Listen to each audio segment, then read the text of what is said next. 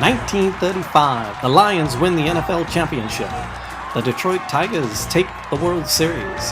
The Red Wings bring home Lord Stanley's Cup. Joe Louis begins his rise to world domination. This transforms the Motor City into Detroit, City of Champions.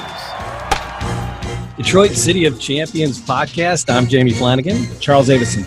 And we are diving deep into a trilogy of books, Detroit City of Champions, and then two more editions, all about the players. And 6 years in the making, 7 years in the making. Something like that. All I kind of lose count a little bit. Three of the books. I got to think about it. I don't even know. I think it was 7 years it took for it all told. And we've talked about the Tigers. We're talking about Mickey Cochran, his impact. Last time we talked about the players, just the amazing lineup of quirky players that kind of carried over from 33 into 34. Not a whole lot of changes going on, but a whole lot of change in the performance. And talking about 7 years in the making for these books. Do you know how many years in the making it was? Because this was their first championship. Didn't come until 1935, so this was their first kick at the cat. It's many years in the making. How long were they a team? Do you know how long they were a team before? The Tigers? Yeah. 1901. 1901? Yep.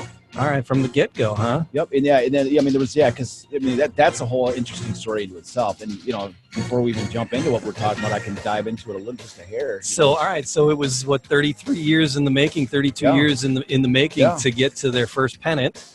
Well, here's the thing. In 1907, 1908, 1909, the Tigers went to the World Series three times. Okay. They went there 3 times. And a lot of fans think that they won at least one of those with Ty Cobb. Ty Cobb is such a iconic figure in Detroit sports history that they just sort of assume, and that's not true at all. 1907 and 1908, they lost to the Cubs.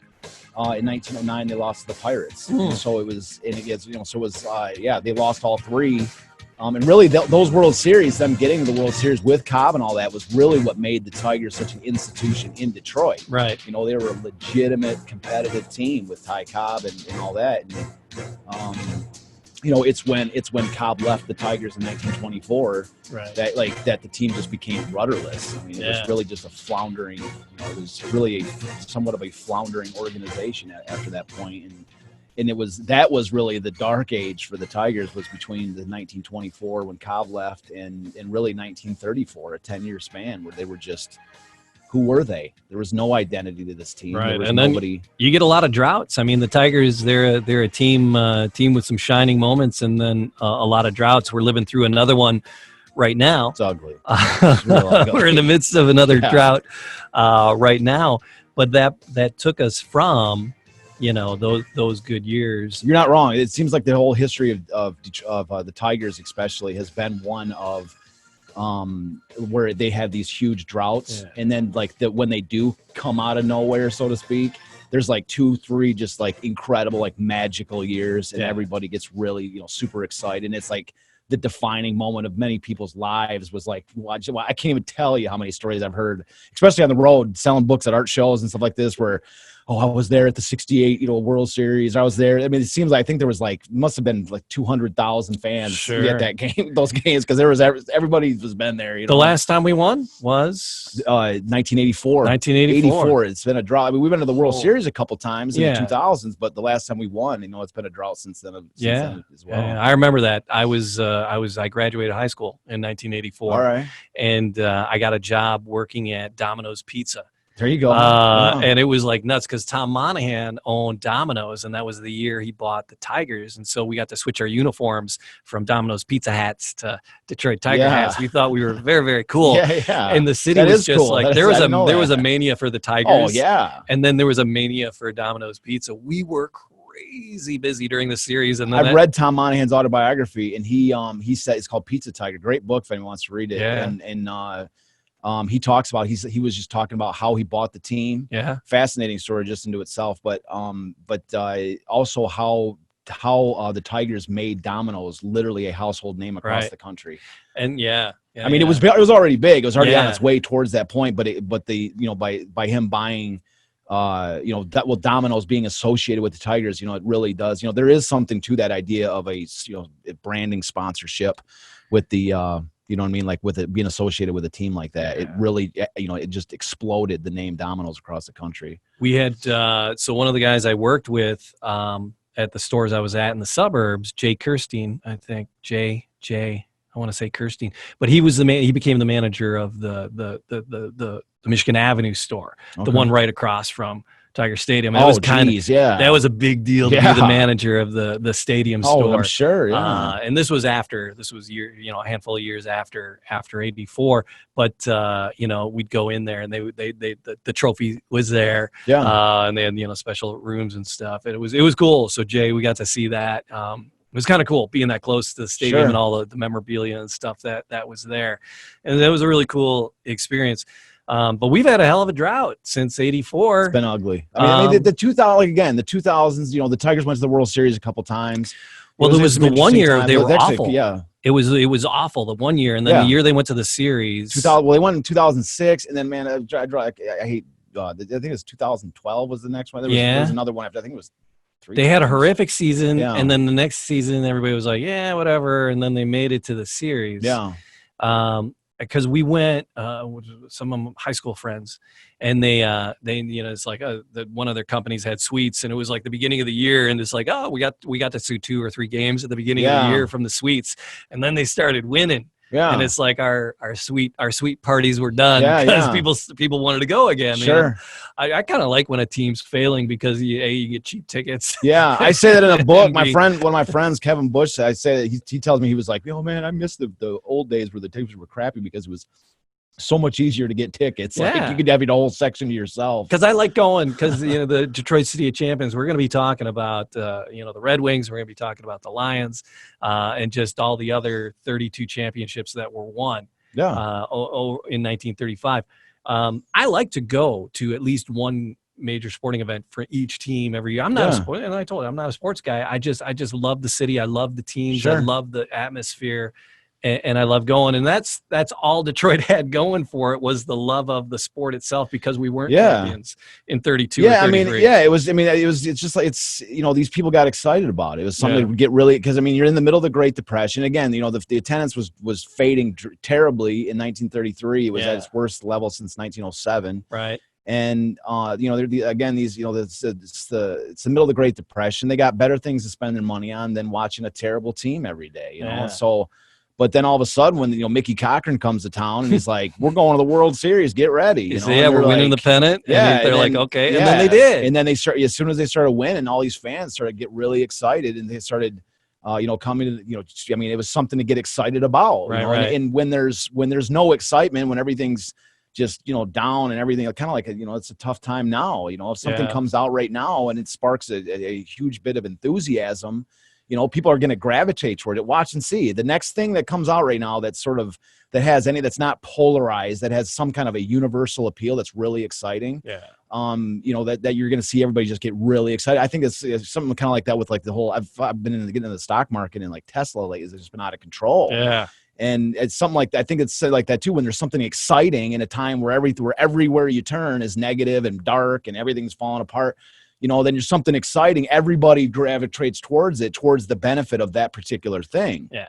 And that's how really what the Tigers in 34 was all of a sudden, like, man, they're the most exciting thing that there was. And everybody's just pouring into games. I have all these photos in here where the fans back then, if there wasn't enough seating for fans, well, they're going to turn you away. Right. The money. Yeah. The fire marshal wasn't shutting stuff down back then. Yeah. So they're not shutting anything down. So all they did was they rope off sections of the outfield so the fans would have to sit behind it. As just a tremendous photos in the second book where you actually have police on horseback on the field keeping the fans from getting any further than the little 2-foot perimeter that's roped off. I love it. And in that case, that wasn't even roped off. They just had fans sitting with their backs against the outfield wall. So much for the warning track. That's the warning Steve's track. Face. Yeah, exactly. That's how exactly. And I actually wrote in a section in the movie where Joe Louis in 1934 is at a Tiger game like that. where he's actually in the, part of the overflow crowd, and he actually sees a Hank Greenberg home run getting hit. And then in another episode of the movie, you see it from a different perspective, which is Hank Greenberg hitting the home run. Okay. That same scene from like Hank's perspective in a different section. So that's what I mean. So it was interesting, So yeah, 1934 though, they cinched the pennant with a good handful of games to go. So there was excitement. So Detroit knew, hey, we're going to the World Series, right? So there's you had like these pregame games, which were probably pretty exciting. People just coming to them and filling the stands, knowing they're not going to get a World Series ticket, but we get to see this World Series team. Sure. And so the city just had to be on fire there those last 4 weeks. It was Tigers Mania, absolutely. It was Tigers Mania and going into the World Series. And then, it kind of introduces the World Series itself, which is this with the St. Louis Cardinals in 1934. So they faced the Cardinals. The St. Louis Cardinals. And the thing about the Cardinal, and that's what's so interesting about the Detroit Tiger history is we have these histories with these specific teams. With the Tigers, they faced the Cubs in 1907, 1908. And then we faced them again in 1935, and then we faced the Cubs again in the 1945 World Series. So we played the Cubs 4 times. I was like the Wings with the Avalanche. You just have these rivalries. Yeah, but they stretch over 100 years, And then so the same thing with the Cardinals. Yeah. And by the way, the 1984, the Tigers should have faced the Cubs in the 1984 World Series. Oh. The Cubs were one of the best teams in the National League. Yeah. And the San Diego just beat them in the last round right before the World Series. Oh. And so that's what I'm saying. Like it almost was another Tigers Cubs matchup in 1984. Like how cool would that have been? But the same with the Cardinals. Look at the Cardinals. Faced the Cardinals in 34, faced the Cardinals in 68, and faced the Cardinals again in 2006. I mean, it stretches, the same team. The Tigers haven't been to the World Series 50 times. You can go, oh, well, it's, they face a bunch of teams a bunch of times, But no, they've been in this World Series a certain amount of times, and it's been like 40% were the Cardinals, 40%, whatever, high percentage were against the same team. Wow. So that's what I'm saying. You have this rivalry that stretches over 100 years. And in this case, this is really where the rivalry with the Cardinals begins, is 34. Well, let's break down this Heartbreak. Because you said you talked to a woman. The entire end of the show. Oh. It's all good. We know. Because you said you met this. Spoiler alert. You met the, yeah, we know. Spoiler alert. Just ruined it. Supposed to say spoiler when you're giving away. Spoiler alert.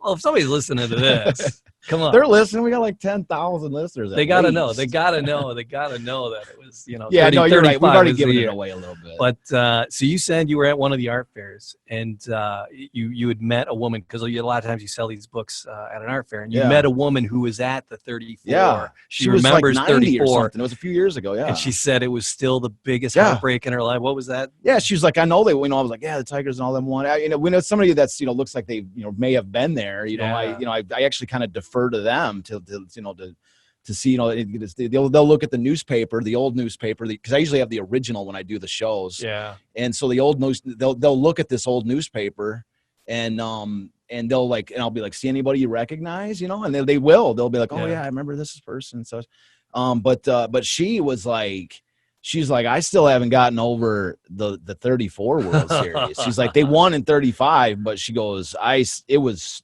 that much of a disappointment. And I think that's one of the goals of this episode, is that I want to try to portray in this, is to just show just how much of a heartbreak it was. We went all the way we went seven games. So what game number one? Set me up game number one. Well, so just to take you up to game number one, just like, once again, let's just, phrase the context. Is there a play? Was there like today, there's like a bazillion playoff games? No, there was none. So it was like, all right. So you had the best record. Playoff. So so you had the best record. Yeah. You won the pennant. You're going to the series. Yeah. Okay. So that's what I'm saying. That's kind of like why, baseball, one of the things I think baseball needs to, a lot of, they add this year. In fact, they've added more playoff teams to it. So I think it's 16 out of 30 teams go to the playoffs, which is like, like it waters it down. Like it waters down the importance of it, I think. Right. But that's why it's so interesting about back in the day, was like, you played all season long. And then if you had the best record at the end, you won the pennant and you're headed to the World Series. Okay. So it made every single game all year long incredibly important. Okay. Incredibly important. Especially imagine imagine a pennant race at the end of the year, You know, you played all summer long, and it's come down to two teams that are battling out game. You know, there's only a half a game between them, and they're, you know, everybody's just literally staring at the box scores every day to see which team won, who got the hits. I mean, it's intensified every single game throughout the entire year. You're not playing to make the playoffs. You're playing for the to go to the World Series. So there's a different I'm sure there's a different mindset and a different approach to managing that sort of thing. Well, that's your other thing. It is my other thing. We got to stay a little bit away from the modern day analytics, because I'll start. Things will change in a hurry. But you get the idea. The idea being like, you know, think about it like this. Like, you know, the modern day, you know, you have to get to the playoffs. You know, you win your division, and there's 3 divisions. You win your division, and you go to the playoffs. But there's, you know, but because there's only 3 divisions, they add what's called a wild card team to the mix. And so the wild card team, you know, originally, like there was an abnormal number of wild card teams that were going to the World Series. Yeah. So what they had to do was they wanted to make it, just add like a little bit of a hindrance for these wild card teams to go to the playoffs. So what they did was added a second wild card team. So now the way that it is the top 3 division winners go to the playoffs, and then the next 2 teams with the next best records face each other in a 1-game playoff to decide who actually goes to the full-on playoffs. But so what happens is that, you know, these teams going down to the wire, you know, with like maybe 20, 30, you know, at the trading deadline, however many games there is left in that, like 40 games, it's almost like there's not really incentive to like sell out and like trade like a top prospect or whatever to try to make that 1-game playoff, because it's such a coin toss. And so you see what I'm saying? Like, so it's almost like they just go, well, if we make it, we make it, you know. It's it's exciting. I mean, it's intense, but they don't really, you know, it's a different mindset. If there's a whole year riding on like just a handful of games, if you win, you win. You know, there's a ton of money to be made in playoff games, so it's not something that'll ever go away. Right. But in this case, like I say, it's, you know, this is the situation is you got the Tigers, who have made this incredible rise, this just you know, just right where they've taken fans on this journey through an entire season. They've knocked off the New York Yankees with Babe Ruth, Lou Gehrig, Tony Lazzeri, Bill Dickey. Bill Dickey's one of the best catchers of all time. Bill Dickey's amazing. And you know, they Lefty Gomez. I mean, Lefty is all talking about Schoolboy Rowe, Tommy Bridges, and we're about to talk about Dizzy Dean in a big way. You know, the best pitchers in baseball. But Lefty Gomez for the Yankees, he's one of the best. If he's probably better than all of them. Lefty Gomez is like the guy, and they beat him. You know, I mean, they're saying like they knocked off the mighty Yankees and got through. You know, I mean, the whole year it's Yankees Tigers. That's all the speculation, and they get past the Yankees. So they've taken the fans in this incredible, out of nowhere journey, you know, to the World Series, and now here they are. Yeah, you see, like, I mean, they're playing for all. Now they're like, you know, this is not just bonus round. Like now it's like, please God, you know, finish off this season with an incredible exclamation point to finish this story. And that's really where we jump into the, you know, to who they face, and that's really, I think, who they face in the context of who these like pitchers were, you know, the players were, and all this. I think it really draws you into the dynamic of this World Series, which is just fascinating. And as we already mentioned, the number one, the pitcher, Dizzy Dean, and it starts with Dizzy Dean. It's unquestionably the story of the 1934 World Series begins with Dizzy Dean. Dizzy Dean, I've got it written. He's got numerous situations. So 1934 MVP for the National League. Whereas the Tigers have Mickey Cochran, the 1934 American League MVP. So he's the most outstanding athlete of the year by the Associated Press. That's the award that Joe Louis would win in 1935 in the subsequent year.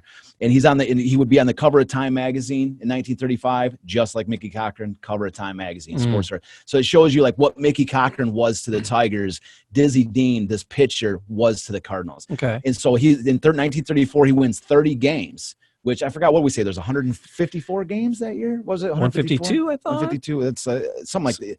So yeah, we got it down. But anyways, like he won 30 of those games. Yeah. So that's, what is that? What's one? You're the man. You're the teacher. What's 150? My impression there would 30? Be no. What is that? 1/5? What is that? 1/5 of the games he won, or whatever that is. Like 150 out of 30. I mean, it's a lot of games. He won 130 of them out of 150 or whatever. So it's a lot of games that he wins.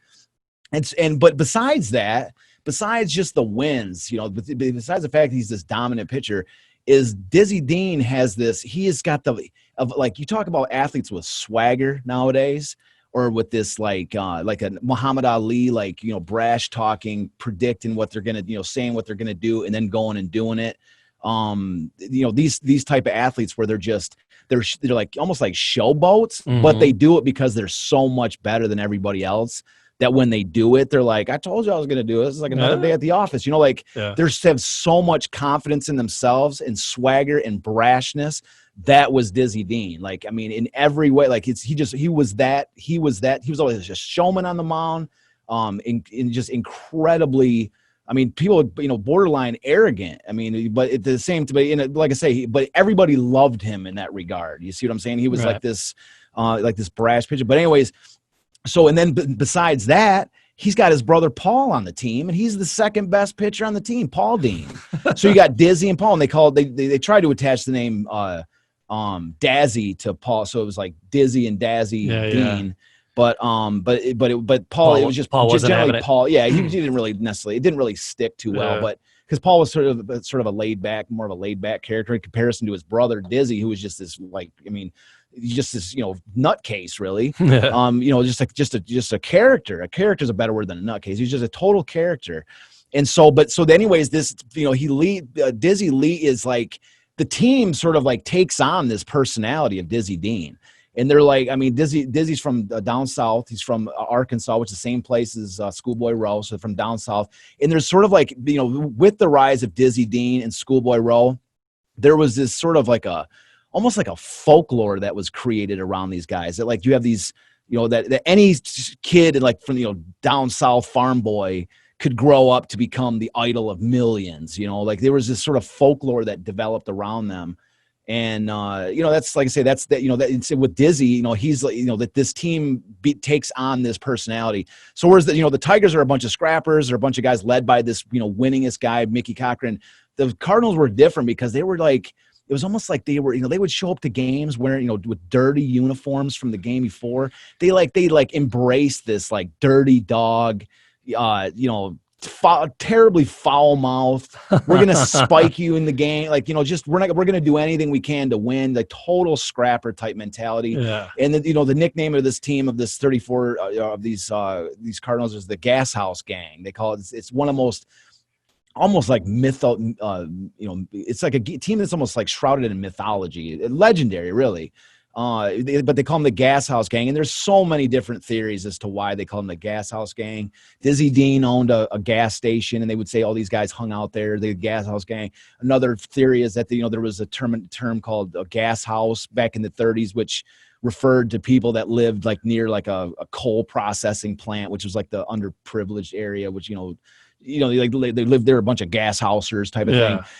But there's a bunch of different theories. Nothing's ever been like nailed in stone as to why they called them the Gas House Gang. But that was their identity, and they were like this total bunch of scrappers in that. So here's the Tigers coming into the World Series, and that's who they're facing is this bunch of ruffians, like a bunch of freaking a bunch of freaking toughs, like that's what they're, led by this guy who shows up in like one of the first days of batting practice. The Tigers are taking batting practice, and he's got this tiger skin rug on his shoulders. Dizzy, do I have to mention Dizzy Dean wearing this tiger rug on his back? He's like, I already skinned me a tiger already. My God. Like he's like just that's that. Fantastic. He's a character. Yeah, he's a total character. Yeah.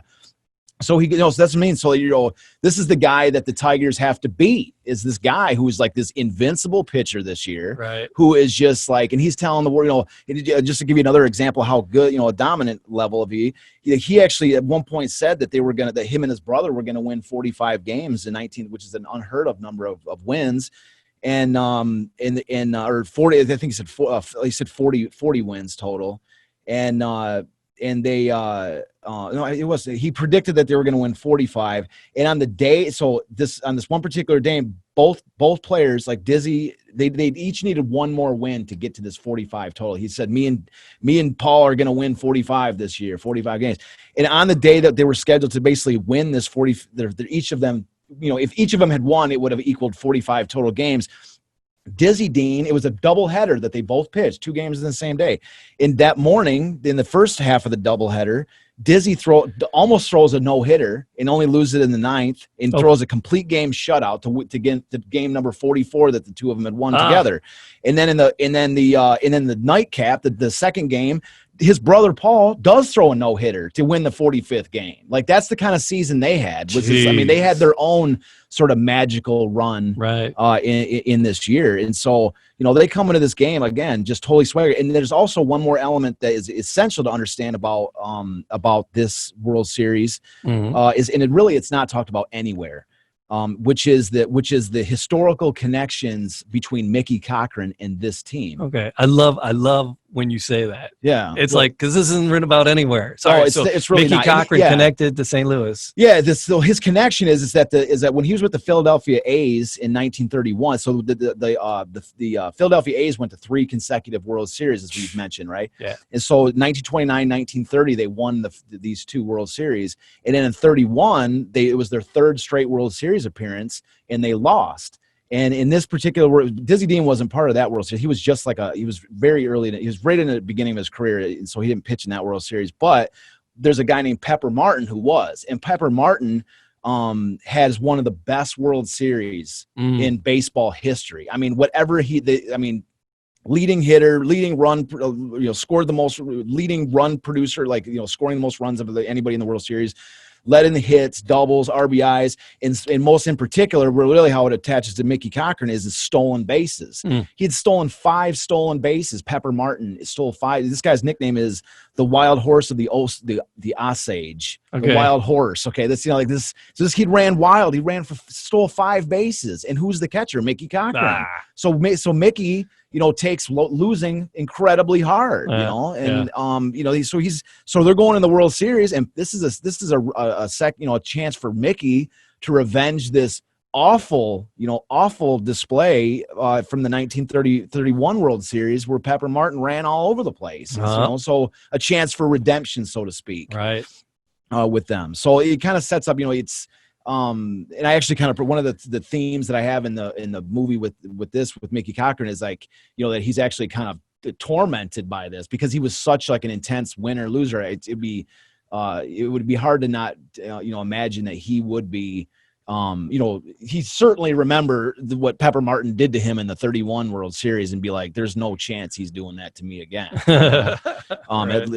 Whether he was tormented by it or not, I don't know, but it was definitely in his mind.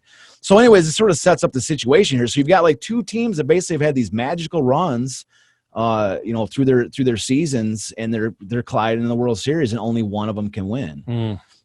So, game 1 of the World Series at Detroit, Dizzy Dean versus General Crowder. The Cardinals win first game 1, 8-3. They get beat. So, Dizzy Dean complete game. General Crowder 5 innings pitched. Doesn't have that the magic that he'd had thus far in the season. Right. And then where it gets interesting. So game number 2, the Tigers even the score, and this is there's a couple of interesting components I think in this game. But go ahead. We lost somebody right coming into the game. One of the key players for the Tigers was injured. Was somebody injured? And then not in 34. 35. Yeah, 35. Okay. 35 right. was the big. Yeah, that was a. I don't know if we want to do a spoiler alert now, but that's a key component of that entire story. Yeah. Okay. But anyways, they're relatively healthy as far as unless I missed something. Okay. But, no. I got I don't know. So I got confused. I knew there was a player but that was for the 35. Yeah, it was 35. Right. Yeah. So the team was pretty intact. They were pretty healthy coming into this. They had as good a shot as any. Okay. They're ready to go. That's good. It's and God, especially then, because it's like it was like you said, St. Louis. They're coming in with their spikes up, and it's a looking battle. to take Mickey himself. He doesn't let people score. Oh, we already talked about with Ray Hayworth in the last episode, or whatever.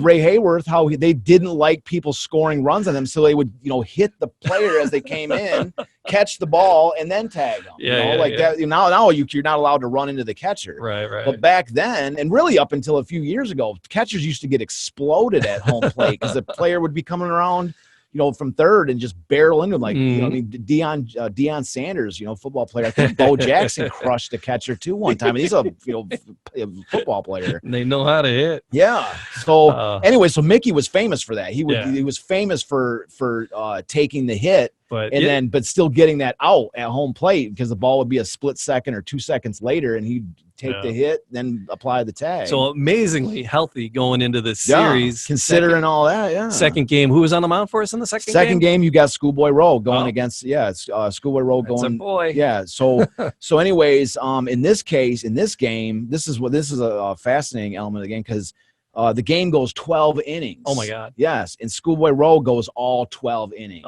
Pitches a complete game. Tigers win 3-2. And Schoolboy Rowe goes the full 12 innings. Jeez. And this is what, that's what just got to be unheard of. It's what's unheard of. It's unheard of for a 12-inning complete game. And their normal game is 9 innings. He pitches 12. Right. Complete game. The Tigers win 3-2. How many pitchers today pitch 12 innings? Come on, in a month, 2 games, in a month, yeah. So dude. So that's what I'm saying. Like Rowe, he's pitches all the whole series. He's there, and then in 35 he pitches even more. Like he's coming on in relief in a couple games later and stuff. I think he comes on in relief like the day after one of the games he started. So so he pitches 12 innings, but this is bringing G Walker. This is a G Walker moment. All-Stars. Yeah, but G Walker, we were talking about him as this character that he was equally capable of being a hero 1 second, and then a complete goat the next. Goat in the old way. Now they say goat meaning like greatest of all time, but in this sense meaning like 1 second he's getting cheers and then the next second he's being booed by the same people for some horrible mistake. But here we go right here. So it's a perfect example of G Walker. Perfect example in this game too. Okay, so I'm going to set the situation. Tigers are down 2-1 in the ninth. 2-1 in the ninth. Okay. So Pete Fox gets on first base with a single. There's life. Okay. Schoolboy Rowe comes up, still in the game, ninth inning, pitching and hitting. And he comes up, lays down a bunt, advances Pete Fox to second. Nice. Tying runs on second base. G Walker comes in the game as a pinch hitter to replace JoJo White. Okay. And he comes up to bat, laces a single into the outfield. Actually, let me set it back. At first, he pops the ball up, and it lands in the first baseman and catcher mistake each other, like basically bump into each other. So the ball lands foul. It should have been caught, easy out by the thing. And so the ball drops foul, and so there's still life in him. He should have been out in that moment. But then instead of already giving it away, that the very next, like a pitch or two later, he laces a single, and the game tying run scores. He's a hero. This is in Detroit. The fans are going insane. G Walker, our favorite player, just scored. Drove in the tying run. It's the ninth inning. Even as the ninth inning, this is the game this is the run that ties the game. And then just a pitch or two later, thrown out at first by the pitcher. The pitcher gets tagged out at first, gets picked off on first base. Oh my God! Just like a pitch, pitch or two later, he gets thrown out at first base.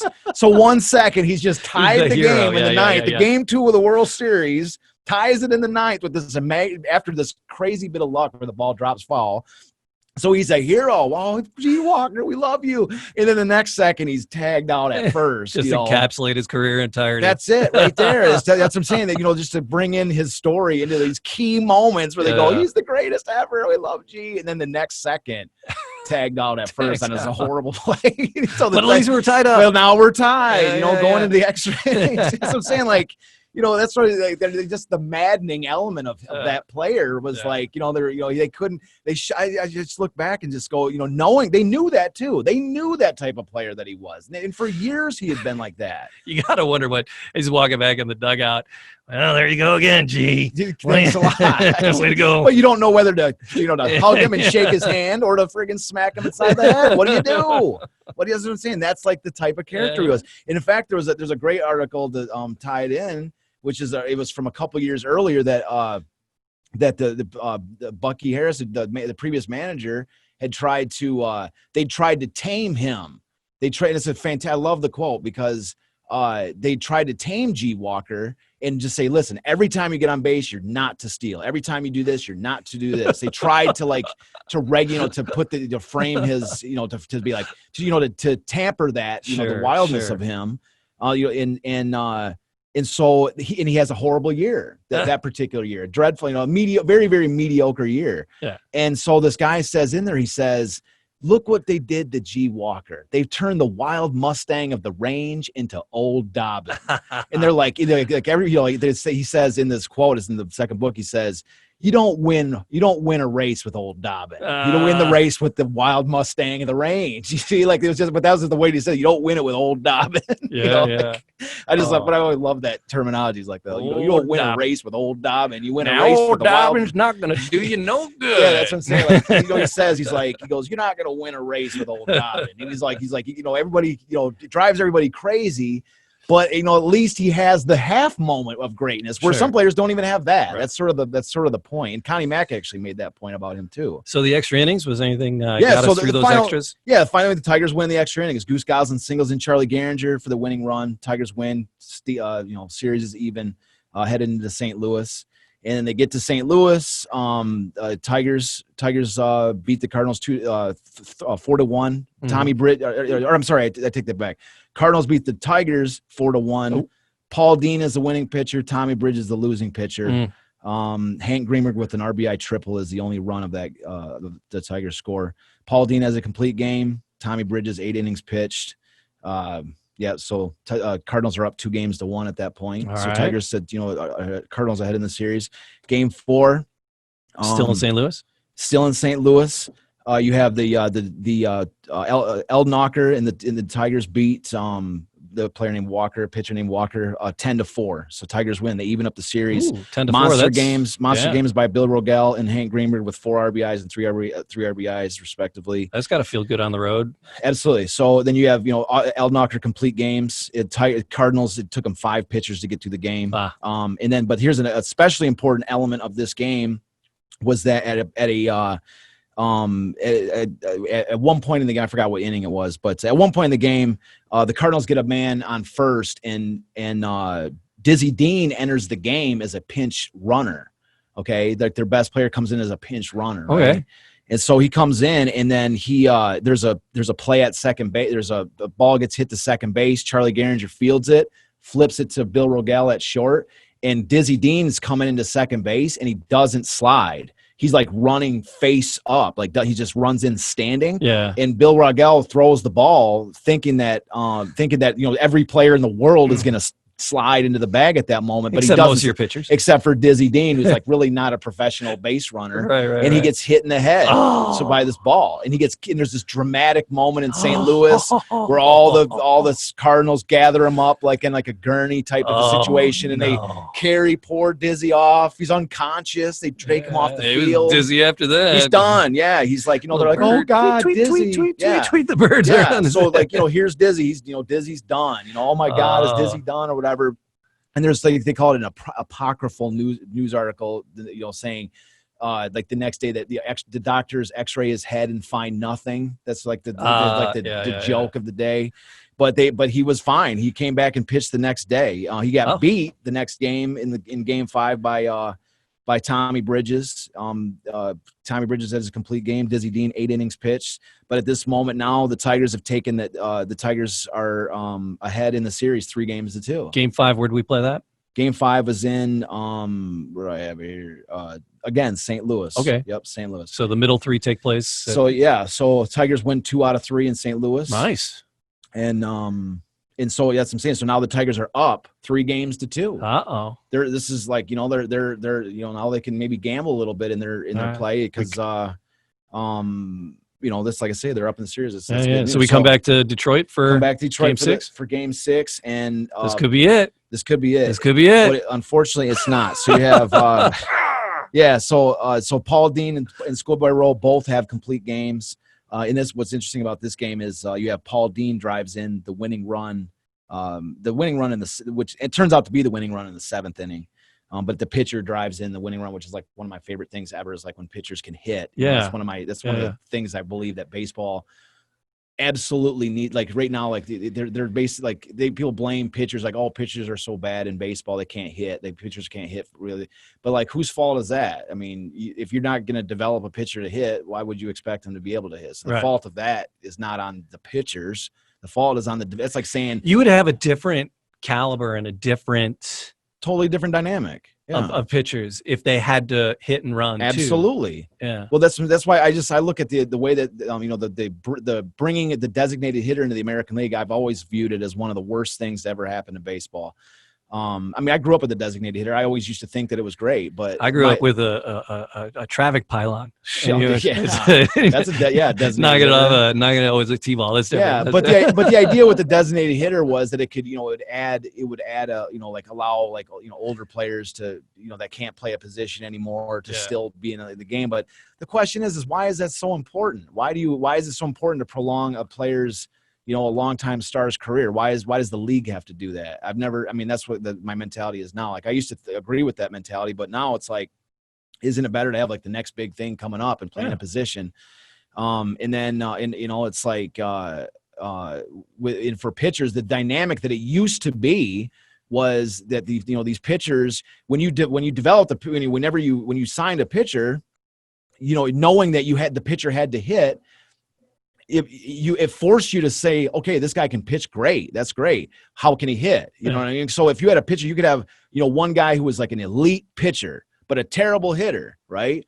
But if you had a pitcher that was like sort of an average pitcher, but an average hitter, that's a whole different, Sure. It's almost like the equal of that same pitcher. So you actually identify talent with that sort of, with that in mind. But what happened is that they basically just stopped evaluating pitchers on their ability to hit and or even developing pitchers' ability to hit, and just completely focused on the pitching. It's way of an aside, but it's just a trend in all sports. And there's so many like repetitive injuries because like back in the day, way back, kids would play different sports and athletes would play different sports. Even like in college, you'd have the football team scrimmaging with the basketball team, and there'd just be this thing. Now people are so specialized to a sport, and then even specialized to a skill within that sport. Exactly. And there's no depth to the players. That's what I'm trying to say, is that a lot of times that's one of the things that I love about history is how is like a lot of times this is I again, all the stuff I say like this, I was from the same mentality. I used to think that like modern day sports, we've learned so much and developed our sports have evolved. We use the word evolve, like it's improved because of we're it's almost like a modern arrogance. We're a much better and more sophisticated game now than we ever were. But all these specialized people, there's not this dynamic. That's what I'm trying to say. There's no take dynamics away to it. From those, like one of the most incredible moments in baseball. You can take a look at this, later on. Is Bartolo Colon from the New York Mets. This is from like 4 years ago. Bartolo Colon is like this. He's been for the early part of his career, he was just a tremendous pitcher, a fabulous pitcher.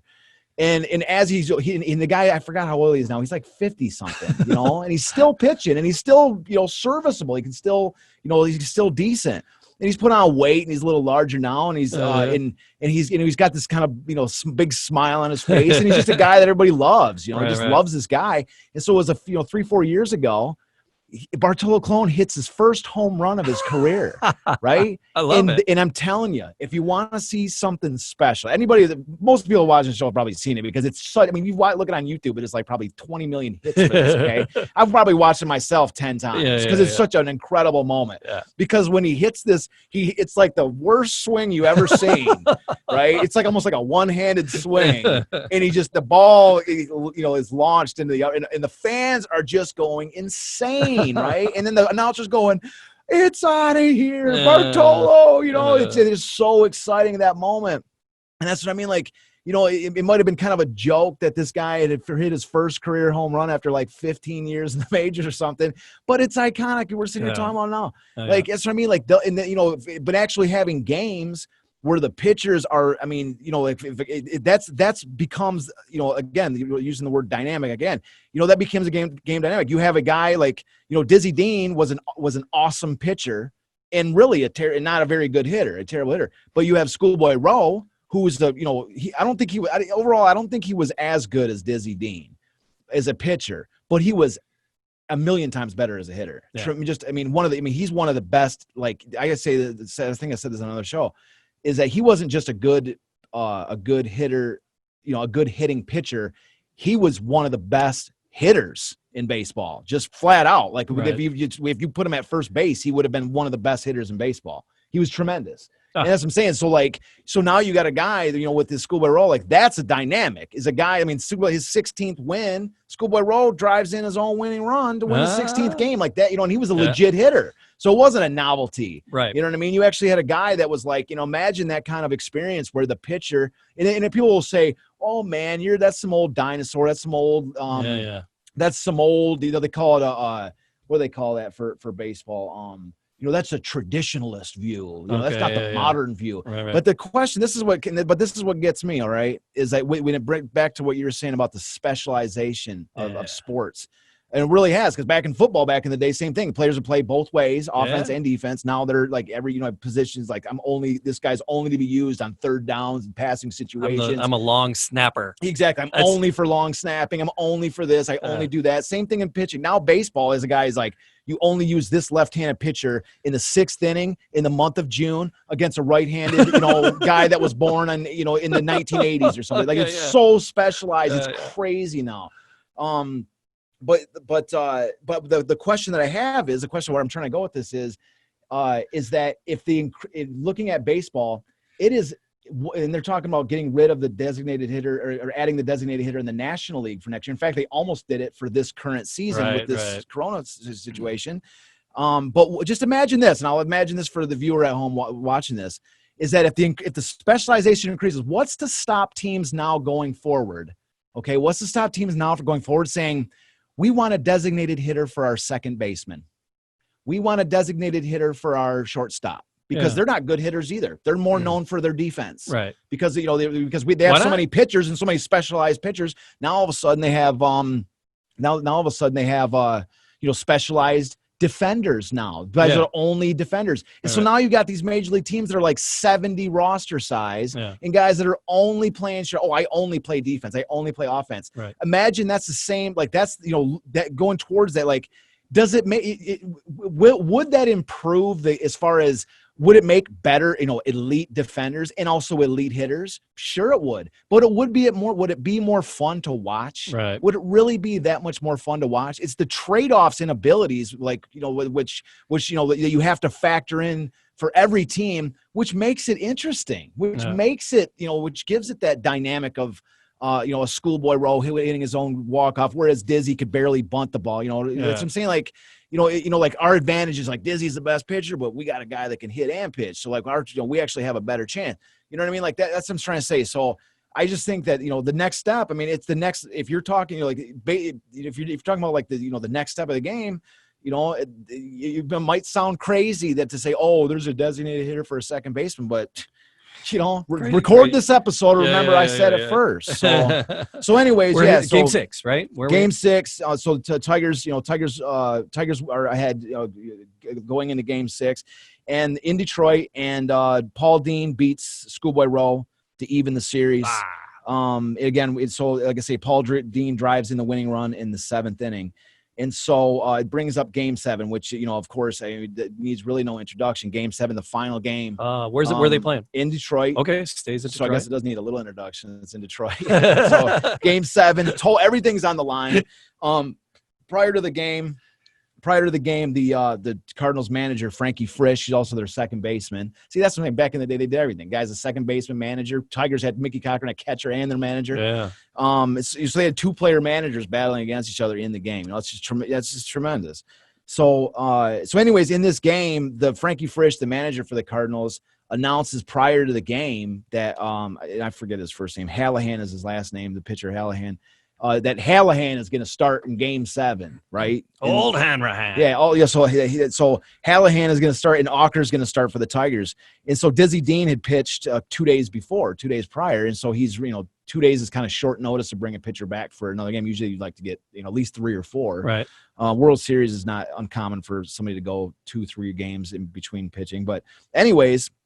So it's like the ultimate fake out because it's not Hallahan starting for Game 7, it's Dizzy Dean, right? And they only announced that and the Tigers only find that out when Dizzy Dean is actually on the mound. And they're like going, "What are you doing?"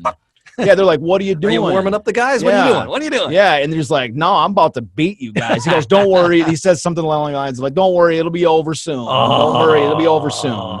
So so anyways, and he wasn't wrong, because the Tigers get absolutely destroyed in Game 7. And this is which brings back to what what that lady was saying to me at that art show about how devastating of a loss this was, because it wasn't like they just, they lost like 3-2 in the ninth inning and by some such a close margin.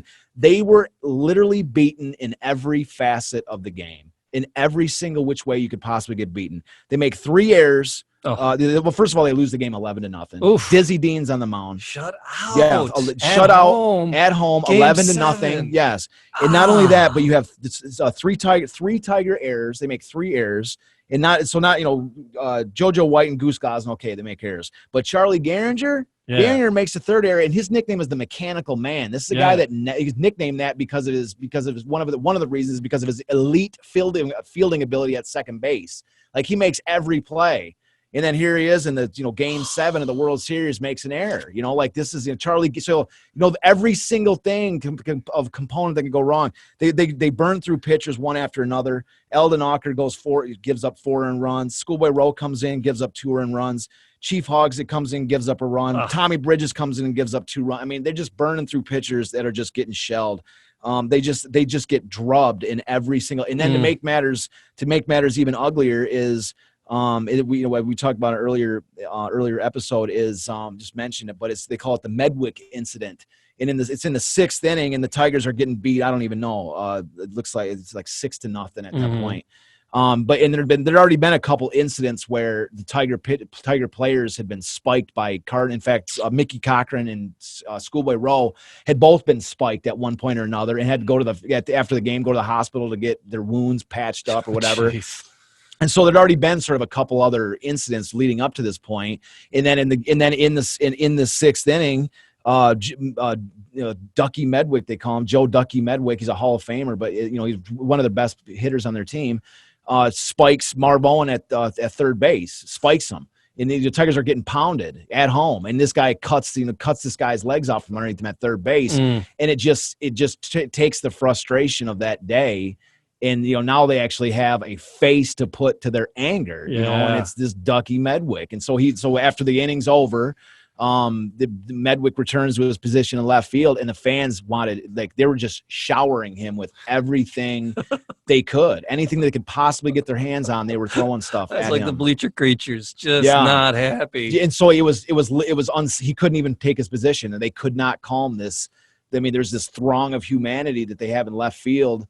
They've actually built these temporary bleachers that held 15,000 fans. Oh my God! I mean, there's 15,000 fans up in this section, and they had built special bleachers for this one World Series game, and it's just this furious mob that are just pelting the field with all this stuff. And so Commissioner Landis removes Medwick from the game. Commissioner removes the player. They can't calm the fans down, and they remove the player from the game. And he's like, Medwick's like, what did I do?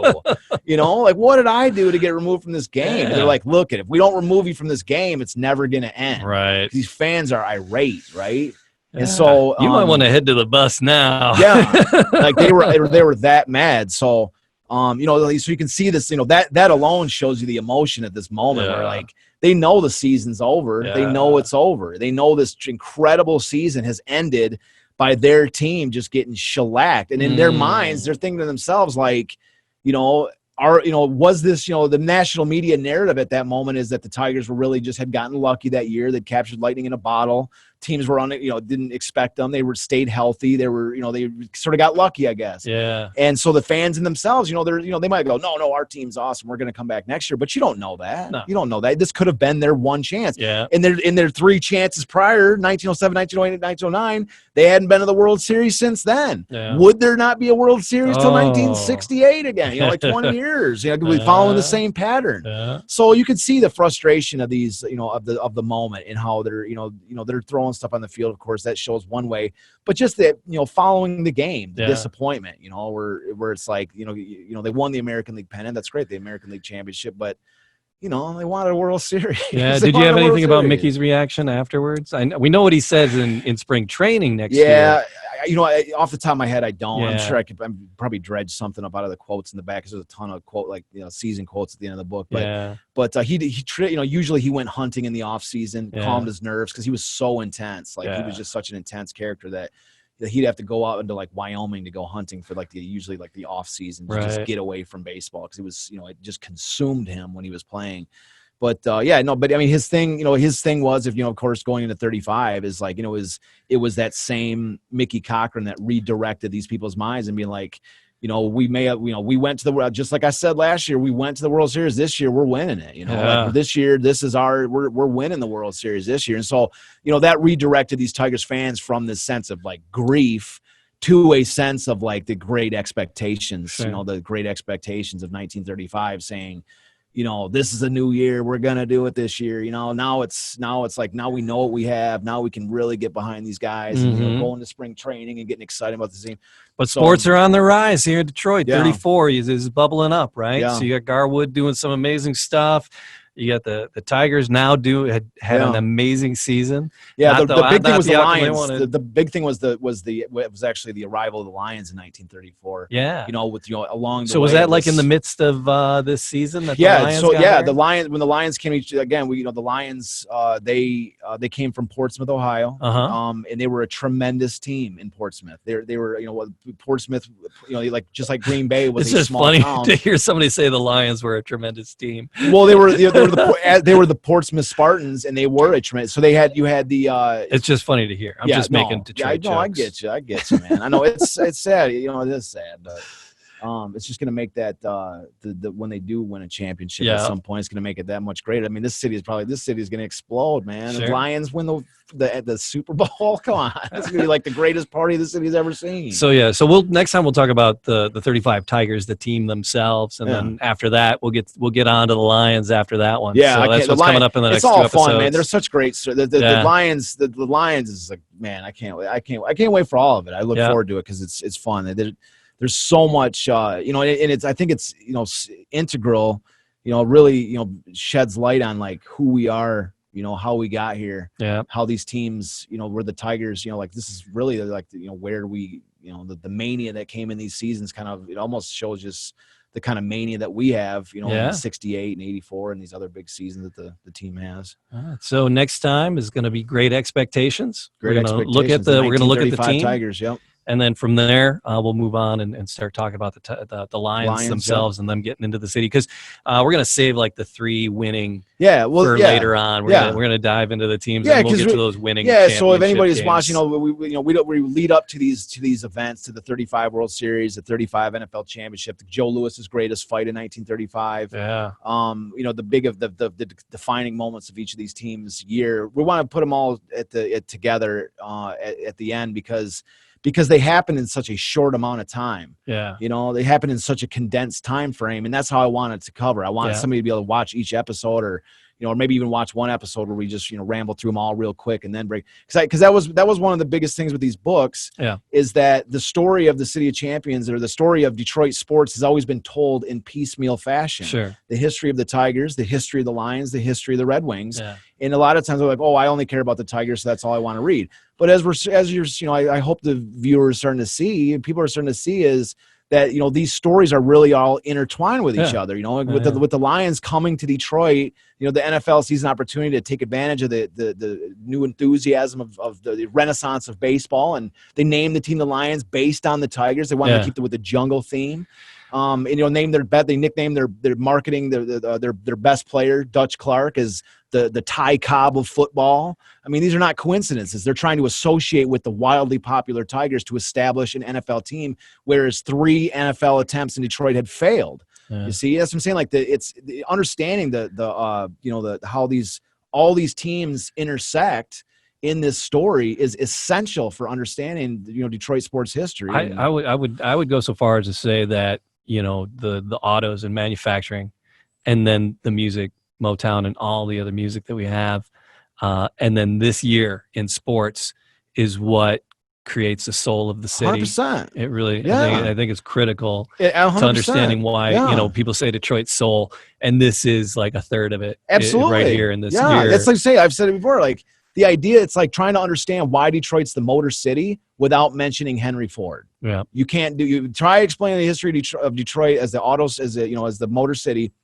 but you're not allowed to mention Henry Ford. Yeah. Or maybe you can kind of briefly reference him, but you're not allowed to emphasize him in the story of the Motor City. It's impossible. Yeah. And the same concept with Motown, with music. You're allowed to talk about say that Detroit's Motown, but you're not allowed to talk about Motown, the actual Motown itself, or Berry Gordy, or any of these other. Like, how can you do that? It's impossible. You lose everything. Same with Detroit sports. Why are we such diehard fans here? I mean, every few years, Detroit is ranked by I think it was 2014. Detroit was ranked by the Associated Press as the greatest sports town in America. That trades hands, and we're not absolutely the greatest sports town, but but we're regarded as one of the great sports towns, and there's certainly an affinity that we tell everybody that we're the greatest sports fans around. We take pride in that. We view that as one of our great identities, but we don't talk about the fact that we won 33 championships in the same season, or that all three of our favorite teams won their first championships in the same season,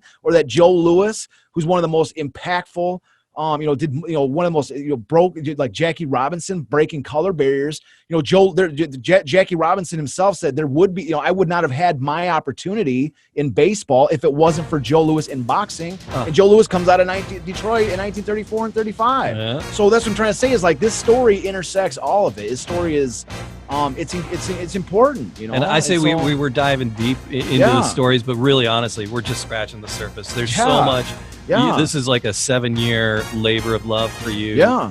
Detroit City of Champions, the podcast, the website is. For the website for the books, DetroitCityOfChampions.com. Easiest website in the world. You talk about Detroit City. You type in Detroit City of Champions, it's like the first thing that comes up. Yeah. So there you go. So DetroitCityOfChampions.com, and then give us a like, subscribe, leave a comment. We appreciate it.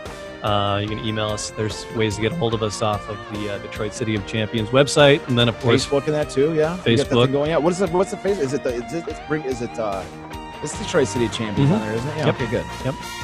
So there you go. So we'll be back next week with more and some great expectations. Great expectations. All right.